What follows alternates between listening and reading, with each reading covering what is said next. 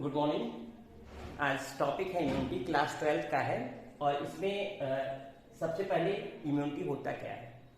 इसमें डिजीज मैं इससे पहले पढ़ा चुका हूं। तो इम्यूनिटी में कोई बॉडी, हमारी बॉडी है, कोई भी फॉरेन ऑर्गेनिज्म अगर एंट्री करता है हमारे बॉडी में तो हमारी बॉडी उसके अगेंस्ट क्या करती है, एंटी बॉडी का प्रोडक्शन करती है। यानी अगर कोई भी फॉरेन ऑर्गेनिज्म हमारे बॉडी में एंट्री कर रहा है, that will be known as antigen. उससे हम क्या कहेंगे, एंटीजन कहेंगे।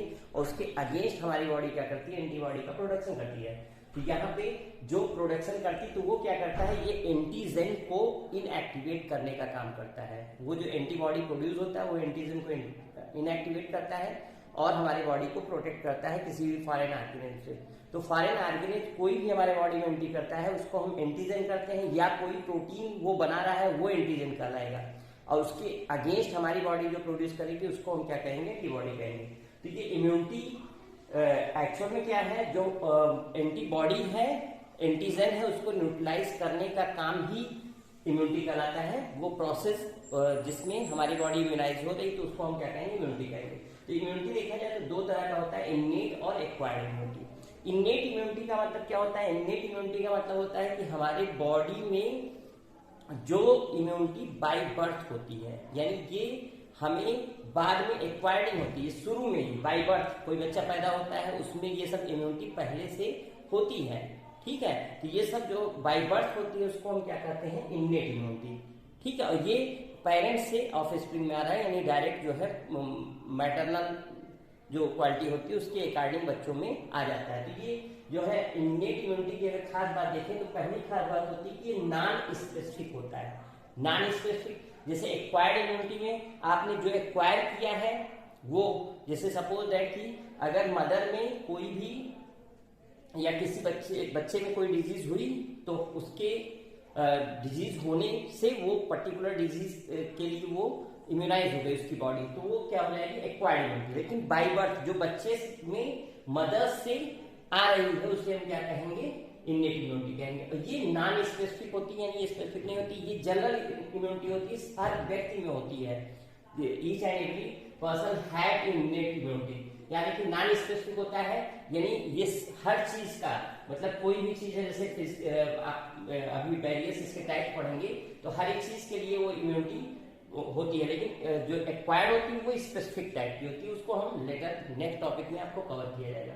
तो यहाँ पे देखिए नॉन स्पेसिफिक सेकेंड पॉइंट है, present at the time of birth. अभी मैंने बताया ये बर्थ के टाइम पे ही ये जो है मिल जाती है। सेकेंड पॉइंट है आपका, इसमें अगर देखा जाए तो बैरियर्स, कैसे ये इम्यूनिटी हमारे बॉडी में होती है। तो इसके लिए बैरियर्स, 4 तरह के बैरियर्स होते हैं। उसके लिए आपको याद करने के लिए आप याद रखिए पी स्क्वायर और सी स्क्वायर, पी स्क्वायर सी स्क्वायर। तो अब यहाँ देखिए पी स्क्वायर का मतलब फिजिकल बैरियर, सेकेंड है फिजियोलॉजिकल बैरियर, थर्ड है सेलुलर और फोर्थ है साइटोकाइनिन बैरियर। तो यानी बैरियर्स अगर देखना है तो 4 तरह के बैरियर्स होते हैं जो कि इन्नेट इम्यूनिटी प्रोवाइड करने का काम करेंगे। तो यहाँ जो फिजिकल बैरियर है इसमें आता है स्किन। स्किन जो होता है ये फर्स्ट लाइन ऑफ डिफेंस इसको बोलते हैं। कोई भी ऑर्गेनिज्म जो होता है वो हमारे बॉडी में अगर एंट्री कर रहा है तो स्किन के थ्रू ही एंट्री करने की कोशिश करेगा।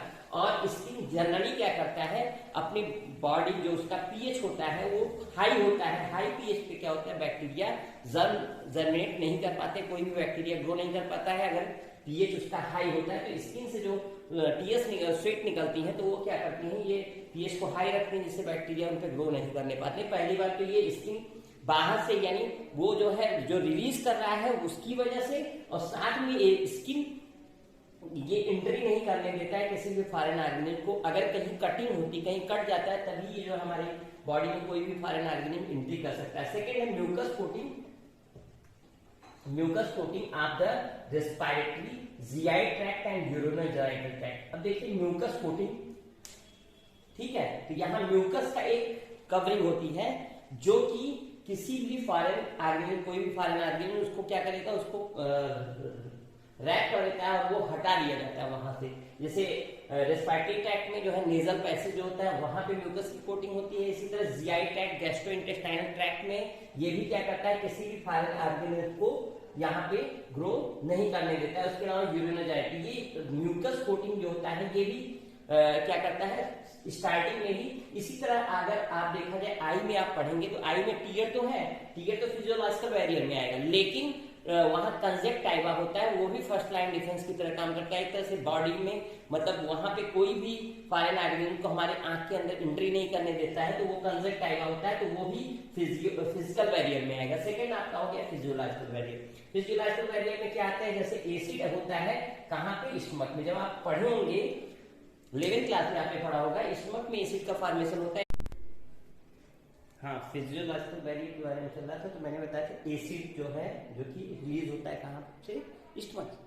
ठीक है, स्टमक में एसिड निकलता है, वहां पे आपको पढ़ाया जाएगा जो है जो पेराइटल सेल होता है या ऑक्जेंटिक सेल होते हैं वो एसिड का सिक्रीशन करते हैं, और एक्चुअल में जो एसिड होता है वो HCl होता है, और ये क्या करता है, ये पेप्सिनोजेन को एक्टिवेट करने का काम करता है। अब देखिए पेप्सिनोजेन होता क्या है, इनएक्टिव फॉर्म में जो एंजाइम होता है that will be known as zymogen, उसको हम कहते हैं जाइमोजेन। ये एक्चुअल में स्टमक में अगर देखा जाए एसिड का काम, ये 11th क्लास में आपने पढ़ा होगा, पेप्सिनोजेन को एक्टिवेट करता है और किसमें कन्वर्ट करता है, पेप्सिन में कन्वर्ट करने का काम करता है HCl।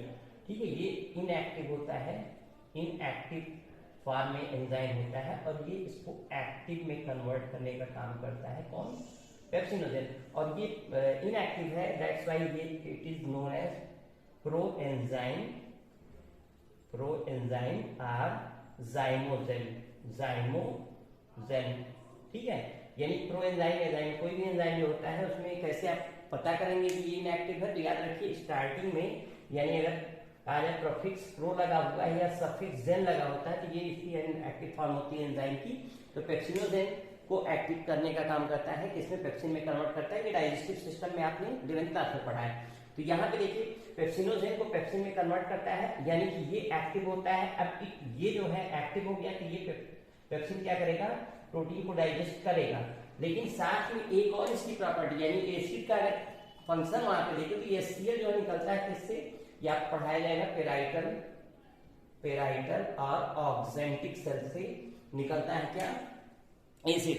ठीक है, स्टमक में रिलीज होता है, और ये क्या करता है, पहली बात तो ये एक्टिवेट करेगा एंजाइम को, लेकिन यहाँ पे डिफेंस का काम करेगा। कैसे करेगा, ये एसिड है, कोई भी फॉरेन बैक्टीरिया है, अगर कोई एंट्री कर रहा है, यहाँ से एंट्री कर जाता है बाय द वे माउथ में, वहां पे सलाइवा, पहली बात तो सलाइवा से ही वो वहां पे सलाइवा में पाया जाता है लाइसोजाइम। क्या पाया जाता है, लाइसोजाइम क्या करता है, it kills the bacteria, bacteria को किल करने का काम करता है। अगर माउथ में सलाइवा अगर लाइसोजाइम जो है अगर नहीं मार पाया, किल नहीं कर पाया जिसको बैक्टीरिया को, यानी जो एंटीजन को अगर डिस्ट्रॉय नहीं कर पाया, तो ये अगर एंट्री करता है बाय द वे स्टमक में पहुंच गया, तो वहां पे क्या करेगा, ये HCl क्या करेगा, उनको किल करने का काम करेगा। ठीक है, तो ये एक तरह देखा जाए तो फिजियोलॉजिकल बैरियर की तरह काम कर रहा है। इसी तरह टीयर जो होता है, टीयर आईज में निकलता है, तो ये टीयर जो होता है इसमें भी लाइसोजाइम पाया जाता है। ये लाइसोजाइम जो होता है सलाइवा में भी पाया जाता है और टीयर में भी पाया जाता है। तो ये क्या करता है, बैक्टीरिया को किल करने का काम करता है। साथ में क्वेश्चन कभी कभी पूछता है टीयर में कौन सा एंटी इम्यूनोग्लोबुलिन पाया जाता है, तो याद रखिए IgA पाया जाता है। ये पाया जाता है कहाँ पे, टीयर में। इसके अलावा IgA जो होता है ये कोलेस्ट्रम में भी पाया जाता है। ये आपको पढ़ाया जाएगा टाइप्स ऑफ जब एंटी इम्यूनोग्लोबुलिन पढ़ाया जाएगा। तो इम्यूनोग्लोबुलिन में आपको IgA होता है, IgE होता है, IgM होता है, IgD होता है, डिफरेंट टाइप के होते हैं। तो जिसमें IgA जो होता है ये कोलेस्ट्रम में पाया जाता है। जो लार्जेस्ट होता है, पेंटामर होता है, सबसे बड़ा होता है, उसको कहते हैं IgM। ठीक है, वो लार्जेस्ट होता है। M फॉर याद रखिए, M फॉर मोटा, मोटा से याद रखिए कि वो सबसे बड़ा होता है। और G फॉर गो, याद रखिए क्वेश्चन पूछा गया कि कौन सा इम्यूनोग्लोबुलिन ऐसा होता है जो कि प्लेसेंटा को क्रॉस कर सकता है। Which immunoglobulin can cross the placenta, तो आप कहेंगे IgG। G for go, go मतलब प्लेसेंटा से जाता है, यानी मदर से बेबी में जाता है प्लेसेंटा के थ्रू। कौन सा है, इम्यूनोग्लोबुलिन G।